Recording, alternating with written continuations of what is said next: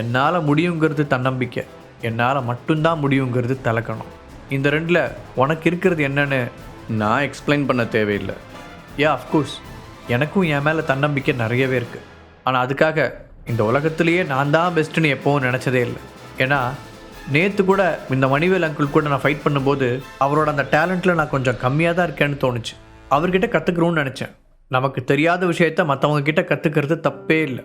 இப்போ கூட நீ தயாரித்த டேப்லெட்டை பார்த்து நான் ஆச்சரியம்தான் பட்டேன். அப்புறம் என்கிட்ட அசிஸ்டண்ட்டாக 3 வருஷம் நீ இருக்கிறதுனால கண்டிப்பாக உன் லைஃப் வீண் ஆகாது. அதுக்கு நான் கேரண்டி. இதுக்கு மேலே என்னால் எதுவும் விளக்கமாக சொல்ல முடியாது. போக போக நீயே புரிஞ்சுக்குவ. ஹரிஷ் முடிந்தவரை நிதானமாக அவனுக்கு எடுத்து சொன்னான்.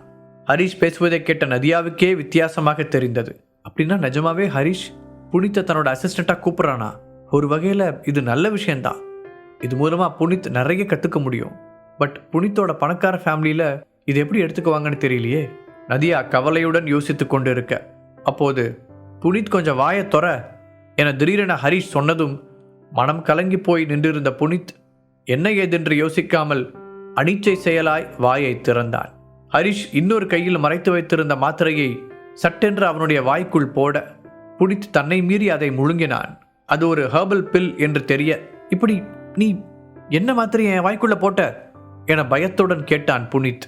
அதுவா, நான் ரொம்ப உயர்தரமான மாத்திரையை தயாரிக்கும் போது அதில் மிச்சமாகிற மூலிகைகளை வச்சு சைடில் சில டேப்லெட்ஸை தயாரிக்க முடியும். நீங்கள் எல்லாரும் அந்த 2 பெரிய மாத்திரைகளை வேடிக்கை பார்த்துட்டு இருக்கும்போது நான் சைடில் 3ஆவதாக உன்னை தயாரிச்சிட்டேன். நீ ஒன்றும் பயப்படாத. அது உன்னோட எலும்பை ஸ்ட்ராங் பண்ணுற டேப்லெட் தான். என்ன ஒன்று, அது உடம்புக்கு ஒத்துக்கலைன்னா வேறு மாதிரி எஃபெக்ட்ஸ்லாம் வரும். அந்த மாதிரி எதுவும் வரக்கூடாதுன்னா உடனே மாற்று மருந்து கொடுக்கணும். ஹரிஷ் நிதானமாக பதில் சொன்னான். அவன் தன் பேண்ட் பாக்கெட்டுகளில் கைவிட்டபடி ஸ்டைலாக நிற்க புனித்துக்கு நிற்காமல் இருமல் வர ஆரம்பித்தது. அச்சோ, நிஜமாகவே உனக்கு இந்த டேப்லெட் ஒத்துக்கலை போலையே, இப்போ என்ன பண்ணுறது? ஹரிஷ் அப்பாவியாய் கண்களை விரித்து சொல்ல புனித்திற்கு அவனை அடித்து கொள்ள வேண்டும் என்பது போல் ஆத்திரம் வந்தது. ஹரிஷ், விளையாடாத, நீ சும்மா தானே சொல்கிற. எனக்கு அப்படிலாம் எந்த மாத்திரையும் கொடுக்கல நீ. புனித் பதட்டத்துடன் கேட்டான். நீ தானே முழுங்கின, உனக்கு தெரியாதா? நான் அவன் எலும்பெல்லாம் ஸ்ட்ராங் ஆகட்டும்னு நல்ல இடத்துல தான்ப்பா கொடுத்தேன். அதுவும் உடம்புல சேர ஒரு 2 நாள் ஆகும். அது வரைக்கும் கொஞ்சம் அப்படி இப்படி தான் இருக்கும். ஆனால் என்ன, இதில் இன்னொரு பிரச்சனை வேற இருக்குது. ஹரிஷ் இழுக்க, அப்படி என்ன பிரச்சனை, சொல்லி தொலை என்று அவசரமாக கேட்டான் புனித். எல்லோரும் அதிர்ச்சியுடன் அவனை பார்த்து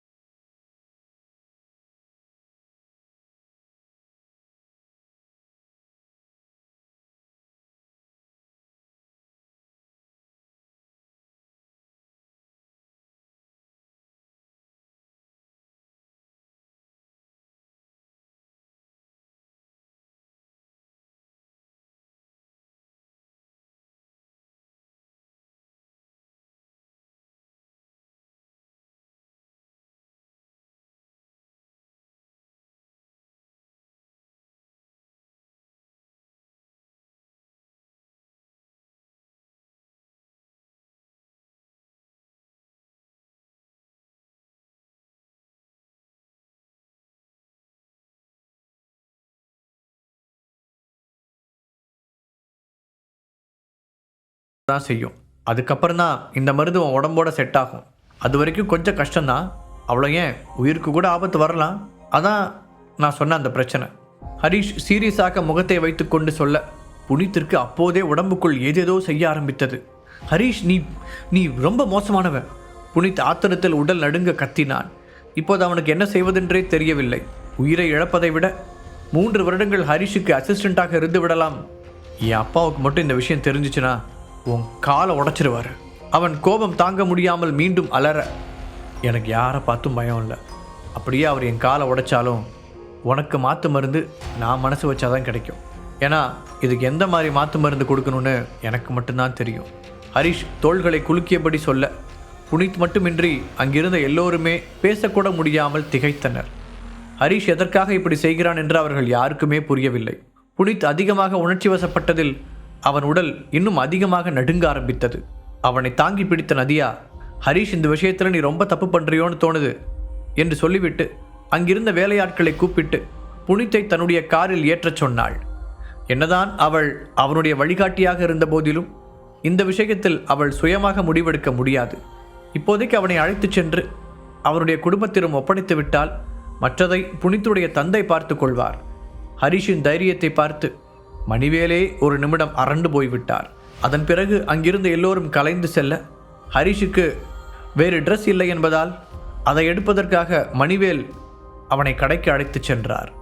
அன்றைய மதியம் வேகமாக கடக்க இரவு நெருங்கி கொண்டிருந்த நேரத்தில் அந்த ஊரில் இருந்த ஒரு பங்களா ரொம்பவே பிரைட்டாக இருந்தது. அந்த பங்களாவின் நடு ஹாலில் ஒரு மனிதர் பிரகாசமான முகத்துடன் அமர்ந்திருக்க அவருடைய முகம் உறுதியாக இருந்தது. புனித்துடைய தந்தை மற்றும் அந்த முழு குடும்பத்திற்கான தலைவரான அவருடைய பெயர் சிவபாலன்.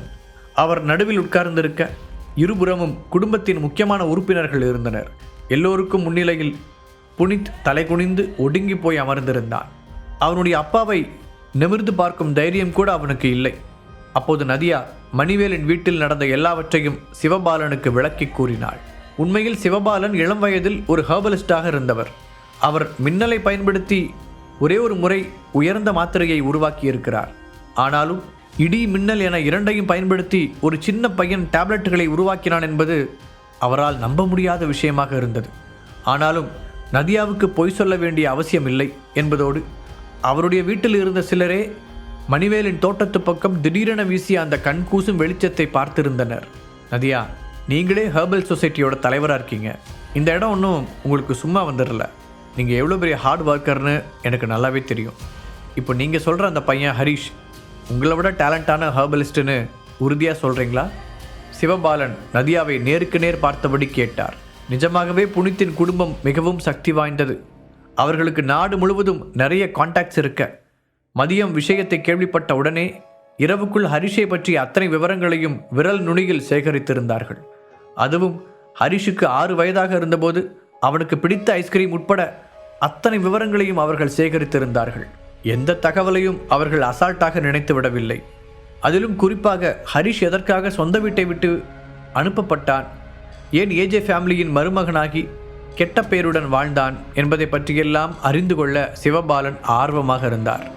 சிவபாலன் சார், நான் உங்ககிட்ட ஒரு விஷயத்தை மட்டும் சொல்லணும். ஹரிஷ் நிச்சயமாக ஒரு சாதாரண ஆள் கிடையாது. எத்தனையோ தடவை ஹெர்பலிஸ்ட் சொசைட்டியில் சேர சொல்லி நான் அவன்கிட்ட கேட்டு பார்த்துட்டேன். ஆனால் அவன் அதை மறுத்துட்டான். நதியா ஒரு பெரு மூச்சுடன் சொல்ல சிவபாலனின் புருவங்கள் உயர்ந்தது. அவர் சிறிது நேரம் அமைதியாக இருக்க அவர் என்ன முடிவெடுக்கப் போகிறார் என்பதை பற்றி எல்லோருக்குள்ளும் ஒரு ஆர்வம் உழைத்திருந்தது. இறுதியில் ஒரு தீர்மானத்துடன் நிமிர்ந்த சிவபாலன், புனித், நீ உன்னோட சுயநினைவோடு தான் அந்த வாக்குறுதியை கொடுத்துருக்க. அப்படி இருக்கும்போது நீ அதை காப்பாற்றி தான் ஆகணும். ஸோ நாளையிலிருந்து ஹரிஷ்கிட்ட போய் அவரோட அசிஸ்டண்ட்டாக இருந்து அவன் சொல்கிறத செய் என்று உறுதியான குரலில் சொல்ல புனித்துடன் சேர்ந்து நதியாவும் அதிர்ச்சி அடைந்தாள். எந்த விதத்திலும் ஹரிஷுக்கு தண்டனை கிடைத்து விடக்கூடாது என்ற எண்ணத்தில்தான் அங்கு நடந்த எல்லாவற்றையும் வெளிப்படையாக சொன்னாள் நதியா. ஆனால் சிவபாலன் இந்த அளவுக்கு நேர்மையாக நடந்து கொள்வார் என்று அவளே எதிர்பார்க்கவில்லை. பிறந்ததிலிருந்தே பணக்கார விட்டு கண்ணுக்குட்டியாக வளர்ந்த புனித்தை யாரென்றே தெரியாத ஒருவனுக்கு அசிஸ்டண்ட்டாக அனுப்பும் அவருடைய மன தைரியம் நதியாவை ரொம்பவே ஆச்சரியப்படுத்தியது. அப்பா என புனித் தயக்கமாக இழுக்க, என்ன அப்பா, ஒரு மனுஷனுக்கு நாக்கும் வாக்கும் எப்போவுமே சுத்தமாக இருக்கணும்.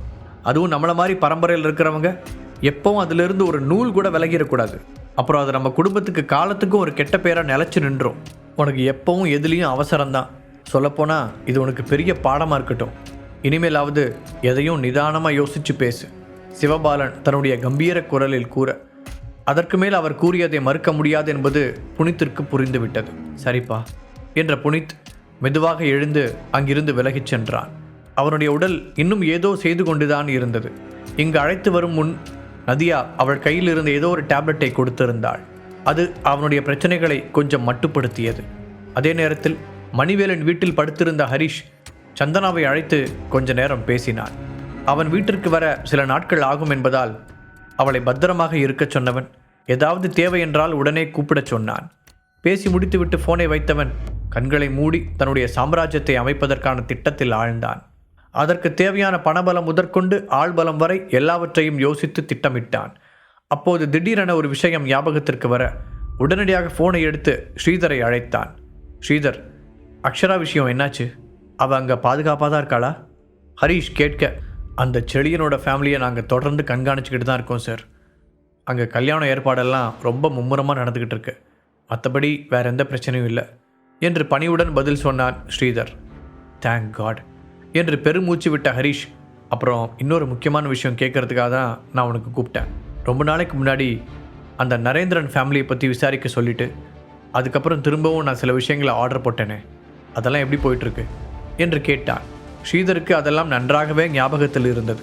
முதலில் நரேந்திரன் குடும்பத்தை பற்றி விசாரிக்க சொன்ன ஹரீஷ், நரேந்திரனின் அப்பா ஒரு ஊரையே தன்னுடைய பிஸ்னஸுக்காக கொடுமைப்படுத்துவதை அறிந்து ஸ்ரீதரை அழைத்து அந்த குடும்பத்தை அட்டாக் பண்ண சொன்னான்.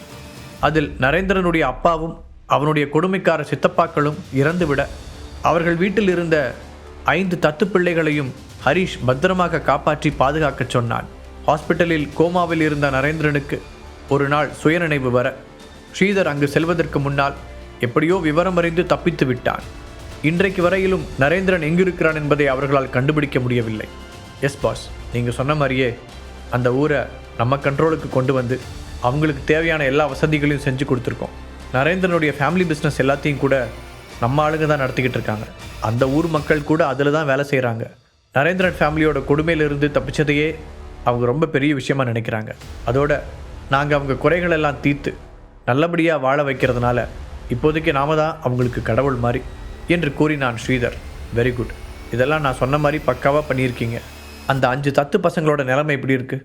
ஹரீஷ் மீண்டும் கேட்க, அந்த 5 பசங்களையும் நம்ம கண்ட்ரோலுக்கு கொண்டு வந்ததுக்கப்புறம் அவங்களோட சக்தியை பயன்படுத்தி தப்பிக்காமல் இருக்க நம்ம மிரியட்ஸில் தயாரிக்கப்பட்ட ஸ்பெஷல் மருந்தை அவங்களுக்கு கொடுத்தோம். அதுக்கப்புறம் உங்ககிட்ட இருந்து எந்த ஆர்டரும் வராததுனால அவங்க இன்னும் நம்ம ஆளுங்களோட கண்ட்ரோலில் தான் இருக்காங்க என்றான் ஸ்ரீதர். முழு கதையையும் கேட்டு மகிழ பாக்கெட் FM ஆப்பை டவுன்லோட் செய்யுங்கள். லிங்க் டிஸ்கிரிப்ஷனில் கொடுக்கப்பட்டுள்ளது.